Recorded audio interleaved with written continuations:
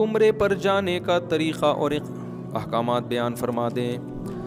بہت آسان ہے عمرہ کرنا۔ دیکھو عمرے کے جو رکن ہے نا، کسی بھی عبادت کی جو بیسک چیز ہوتی ہے وہ اس کے ارکان ہوتے ہیں۔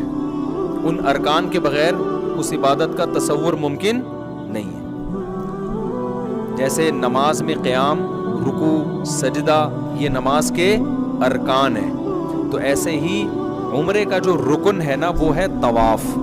وہ کیا ہے؟ اصل میں عمرہ بیسیکلی جو نام ہے کس چیز کا؟ طواف کا نام ہے۔ آئی بات سمجھ میں؟ شرط کیا ہے؟ احرام کی حالت میں ہونا۔ جیسے نماز کے ارکان ہیں قیام، رکوع، سجدہ، شرط ہے باوضو ہونا۔ تو وضو یہ نماز کا رکن نہیں ہے۔ نماز رکن کہتے ہیں اندر کی چیز، اور شرط کہتے ہیں جو باہر کی چیز ہو، جو براہ راست نماز نہیں ہے۔ تبھی آپ کا پہلے سے وضو ہو تو کرنے کی ضرورت ہی نہیں ہے آپ کو، لیکن پہلے سے رکوع کیا ہوا ہے تو کیا نماز میں رکوع نہیں کرو گے؟ پھر بھی کرو گے دوبارہ، ٹھیک ہے نا؟ تو ارکان جو ہے نا اس کے جو بنیادی چیزیں ہوتی ہیں، تو اسی طرح خوب یاد رکھو کہ عمرے کا جو رکن ہے، اس پہ کلپ بنائیں، یہ لازمی ضروری ہے۔ بہت سے لوگ یہ سوال پوچھتے ہیں۔ عمرے کا جو رکن ہے وہ ہے بیت اللہ کا طواف۔ شرط کیا ہے کہ احرام کی حالت میں، احرام کی حالت میں، احرام کی حالت کسے کہتے ہیں؟ احرام اس چادر کا نام نہیں ہے جو آپ نے اوڑھی ہوئی ہوتی ہے، خوب سمجھ لیں۔ سمجھ میں آ رہی ہے بات؟ جیسے ہم تکبیر تحریمہ جب نماز کے لیے ہم قبلے کی طرف رخ کر کے اللہ اکبر کہتے ہیں اور ہاتھ باندھ لیتے ہیں، اللہ اکبر کی راہ پر پہنچتے ہی آپ نماز میں داخل۔ اب راہ پر پہنچتے ہی آپ پر نماز کی پابندیاں عائد ہو جاتی ہیں۔ اب آپ کسی سے بات نہیں کر سکتے، کھانا پینا نہیں کر سکتے، قبلے سے اپنے سینے کو پھیر نہیں سکتے۔ تو احرام نماز کے اندر بھی ہو گیا کہ نہیں ہو گیا؟ یہ کس طرح سے ہوگا؟ اللہ اکبر کہنے سے۔ تو اسی طرح یاد رکھو عمرے میں جب احرام میں داخل ہوتے ہیں یا حج میں بھی، تو اس کا طریقہ یہ ہے کہ لبیک اللہم لبیک لا شریک لک لبیک ان الحمد والنعمت لک والملک لا شریک لک، یہ الفاظ کہے جائیں عمرے کی نیت یا حج کی نیت سے۔ حج کی نیت ہے تو اللہم انی ارید الحج، اے اللہ میں حج کا ارادہ کرتا ہوں، فتقبلہ منی ویسرہ لی، اردو میں کہہ دیں، اس کو قبول بھی کر اور آسان بھی کر، اردو میں بھی کہہ دیں۔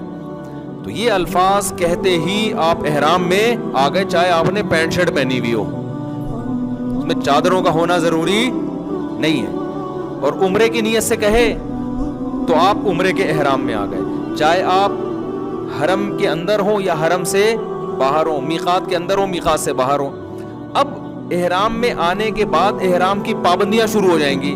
ان پابندیوں میں سے ایک پابندی ہے کہ سلا ہوا لباس نہیں پہن سکتے، اس لیے پہلے سے سلا ہوا لباس اتار لیا جاتا ہے، کیونکہ جب لبیک اللہم لبیک ختم کریں گے نا عمرے کی نیت سے، تو فوراً احرام میں تو آپ سلا ہوا لباس تو پہنا ہوا ہے نا اپنے، تو گناہ ہوگا آپ کو۔ اس گناہ سے بچنے کے لیے کیا کیا جاتا ہے بھائی؟ سلا ہوا لباس پہلے اتارا جاتا ہے، احرام کی نیت بعد میں کی جاتی ہے۔ تو احرام نام ہے احرام کی نیت سے تلبیہ پڑھنا۔ اس حالت میں جو آپ آ جاتے ہو نا، اس حالت کو احرام کی حالت کہا جاتا ہے۔ ان چادروں کو احرام نہیں کہا جاتا، وہ چادریں جو ہیں احرام کا حصہ ہیں، یعنی احرام کی پابندیوں میں سے ایک پابندی، اور وہ چادریں بھی نہیں ہیں۔ اصل حکم یہ ہے کہ سلا ہوا کپڑا نہیں پہننا۔ اب ظاہر ہے سلا ہوا کپڑا تو نہیں پہنیں گے تو اب کیا کریں؟ پھر تو کچھ تو پہننا ہے نا۔ تو وہ جو کچھ پہننا ہے وہ احرام میں داخل نہیں ہے۔ وہ کچھ پہننا وہ اس کا شرم و حیا سے تعلق ہے، صحیح ہے نا، کہ بھائی سلا ہوا نہیں پہننا۔ یہی وجہ ہے، یہ میں اس لیے بتا رہا ہوں کہ بعض لوگ احرام باندھ کے واش روم جا رہے ہیں تو ان کو وہی چادریں اتارنی پڑتی ہیں، واش روم سے فون کر رہے ہوتے ہیں مفتی صاحب میں احرام کی حالت میں ہوں، چادر اتار سکتا ہوں؟ تو میں ان سے پھر کہتا ہوں بھائی یہ چادر احرام نہیں ہے، یہ تو آپ اتار لیں چادر۔ یہ تو پہنی اس لیے جاتی ہے تاکہ لوگ آپ کے اچھا نہیں ہے نا، یہ بری بات ہو جائے گی۔ خود سوچو، تنہائی میں بیٹھ کے کبھی غور کرنا میں کیا کہہ رہا ہوں، اچھی بات ہے یہ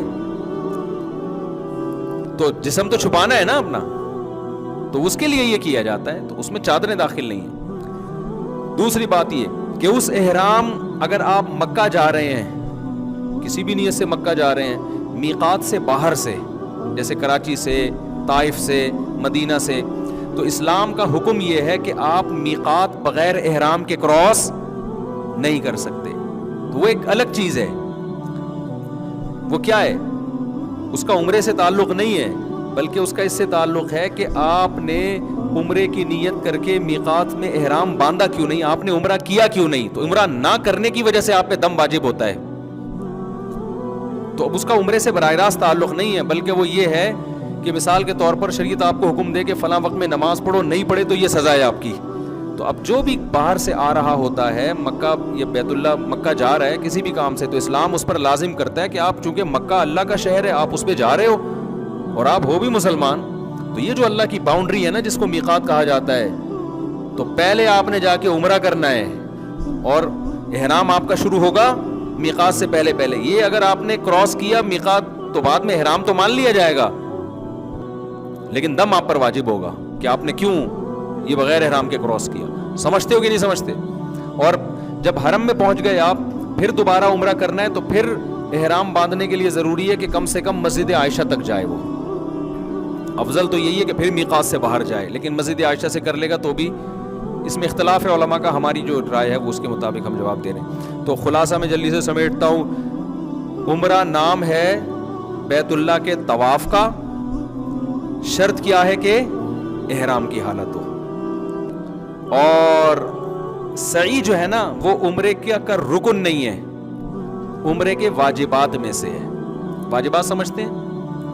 یعنی اگر سعی نہیں کریں گے آپ نے طواف کرنے کے بعد تو گناہگار ہوں گے اور دم دینا پڑے گا آپ کو. دیکھو رکن چھوٹ جائے نا تو چیز کا وجود ہی نہیں ہوتا. کرتے ہیں سجدہ کرتے ہیں، یہ ارکان ہے نا. رکوع چھوٹ جائے، سجدہ چھوٹ جائے تو سجدہ سہو سے نماز نہیں ہوگی، کیونکہ نماز کا رکن ہی نہیں پایا جا رہا. لیکن اگر آپ نے یہ تمام چیزیں کر لیں، اتحیات کے بعد غلطی سے درود شریف پڑھ لیا، اٹھنے میں تاخیر ہو گئی، تو رکوع ارکان تو پھر بھی پورے ہو رہے ہیں نا. تو ان غلطیوں کی وجہ سے کیا لازم ہوگا؟ سجدہ سہو. تو جب آپ گئے احرام کی شرط پوری کر کے آپ نے بیت اللہ کا طواف کیا، اس طواف کے نتیجے میں آپ کا عمرہ ہو گیا. سعی یہ عمرے کے واجبات میں سے ہے. آپ اگر نہیں کریں گے تو گناہگار ہوں گے، لیکن عمرہ آپ کا ہو جائے گا، آپ پر دم واجب ہوگا. لیکن طواف ہی چھوڑ دیا آپ نے تو دم سے عمرہ نہیں ہو جائے گا، پھر تو کیا ہی نہیں آپ نے عمرہ. تو اس میں جو مرکزی حیثیت ہے وہ بیت اللہ کو ہے. آپ جو جاتے ہیں بیت اللہ کے طواف کرنے کے لیے جاتے ہیں اصل میں. حج کس کا نام ہے؟ حج میں 2 ارکان ہیں، عمرے میں کتنے ہیں؟ تو اس لیے کچھ بھی نہ ہونا تو آخری درجہ یہ کہ احرام باندھ کے طواف کر لے آدمی ہر قیمت پہ، بس عمرہ ہو گیا اس کا. باقی چیزوں کی تلافی دم سے ہو جائے گی، جانور ذبح کرنے سے. تو حج میں بھی یاد رکھو 2 کام حج کے ارکان میں سے ہیں، وہ نہیں ہوں گے تو حج نہیں ہوگا آپ کا. 2 کام کر لیے نا تو حج ہو گیا، باقی تمام چیزوں کی تلافی دم کے ذریعے ہو جائے گی. تو ایک ہے اس میں طواف زیارت جو بقرعید کے دنوں میں ہوتا ہے، سمجھتے ہو؟ حج اس کا نام ہے. یہ جو بقرعید کے دنوں میں، اس کے ٹائم بھی متعین ہے، وہ ٹائم بھی آپ آگے پیچھے نہیں کر سکتے. جیسے فرض نماز کا ٹائم متعین ہے نا، تو جو حج کا فرض طواف ہے اس کا بھی ٹائم شریعت میں متعین ہے. اور دوسرا رکن ہے وقوف عرفہ. عرفہ کے میدان میں 9 ذی الحجہ کو جا کے ٹھہرنا، اور شرط یہ ہے کہ احرام کی حالت ہو. اور یہ احرام کی حالت میں ہونا یہ وقوف عرفہ کے لیے شرط ہے، طواف زیارت کے لیے شرط نہیں ہے. تو 9 ذی الحجہ کو جو عرفات کے میدان میں چلا گیا احرام کی حالت میں، اور وہاں تھوڑی دیر بھی اسٹے کر لیا اس نے، یہاں تک کہ ہیلی کاپٹر سے بھی گزر گیا، کسی بھی طرح اس میدان کی محاذات میں آ گیا، اور پھر بقرعید والے دن اس نے 7 چکر بیت اللہ کے گرد لگا لیے، تو اس کا حج کیا ہو گیا؟ کمپلیٹ. باقی گناہ ہوگا اس کو کہ وقوف منی کیوں نہیں ہے اور سعی کیوں نہیں ہے، تو ان گناہ بھی ہوگا، اور اس کی تلافی کے لیے رمی کیوں نہیں کی اس نے. تو یہ ساری چیزیں کی تلافی کس کے ذریعے ہو جائے گی؟ دم کے ذریعے. اس لیے خوب سمجھ لو کہ اگر حج کا آپ احرام باندھ لو نا تو اب ہر قیمت پہ آپ نے وقوف عرفہ کرنا ہی کرنا ہے.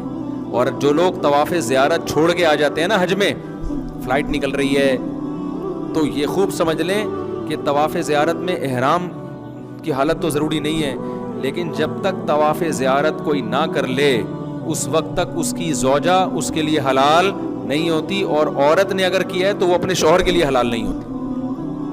کتنے لوگ ہیں طواف زیارت چھوڑ کے آئے ہوئے ہوتے ہیں، ان کے بچے بھی پیدا ہو رہے ہیں، تو یہ غلط ہے، تو ہر قیمت پہ جا کے کیا کرنا پڑے گا؟ تو اس لیے طواف زیارت کو حج میں بہت فوکس کرنے کی ضرورت ہوتی ہے کہ بھائی یہ تو کرنا ہی کرنا ہے۔